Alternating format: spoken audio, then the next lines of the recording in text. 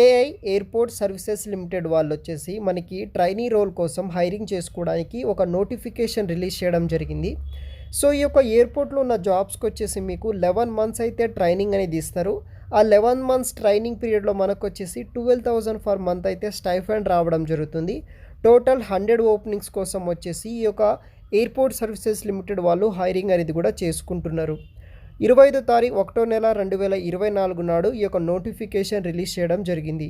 Appointment notice of trainee passenger service agents role కోసం వచ్చేసి ఈ యొక్క ఎయిర్పోర్ట్ సంస్థ వాళ్ళు హైరింగ్ అనేది కూడా చేసుకుంటున్నారు. స్టేషన్ వచ్చేసి కోల్కతాలో మనం వర్క్ చేయాలి. డిసిగ్నేషన్ అండ్ జాబ్ రోల్ విషయానికి వస్తే ప్యాసింజర్ సర్వీస్ ఏజెంట్ అనే రోల్ కోసం హైరింగ్ చేసుకుంటున్నారు.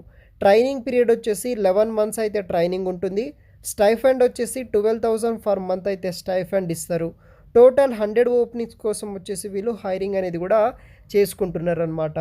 ఏఐ ఎయిర్పోర్ట్ సర్వీసెస్ లిమిటెడ్ వచ్చేసి మనకి ఈ యొక్క ఆన్ జాబ్ ట్రైనింగ్ కింద ప్యాసింజర్ సర్వీస్ అసెంజర్ యొక్క రోల్ కోసం వచ్చేసి ఈ యొక్క కోల్కతా ఎయిర్పోర్ట్లో వచ్చేసి హైరింగ్ అనేది కూడా చేసుకుంటున్నారు అనమాట.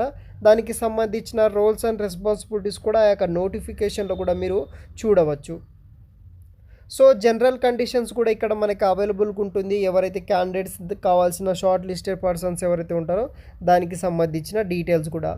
సో ఈ యొక్క జాబ్స్కి మనం ఎలా అప్లై చేసుకోవాలంటే the aviation training institute are required to kindly provide the list of incumbent with details like name, qualification, contact details, company letter, head of screening purpose అవన్నీ మనం డాక్యుమెంట్స్ అటాచ్ చేసి సో వాళ్ళకి సంబంధించిన ఒక అడ్రస్కి అయితే మనము పోస్ట్ అనేది కూడా చేయాల్సి అయితే ఉంటుందన్నమాట. సో ఇక్కడ చూడవచ్చు last date of forwarding the candidate list వచ్చేసి 3rd February 2024 to incharge HRD department వాళ్ళకి వీళ్ళు సెండ్ చేయడం అయితే జరుగుతుందన్నమాట. సో మీరు పోస్ట్ ద్వారా అయితే సబ్మిట్ అయితే చేయాల్సి అయితే ఉంటుంది మీ యొక్క డీటెయిల్స్, మీ యొక్క డాక్యుమెంట్స్ అవన్నీ.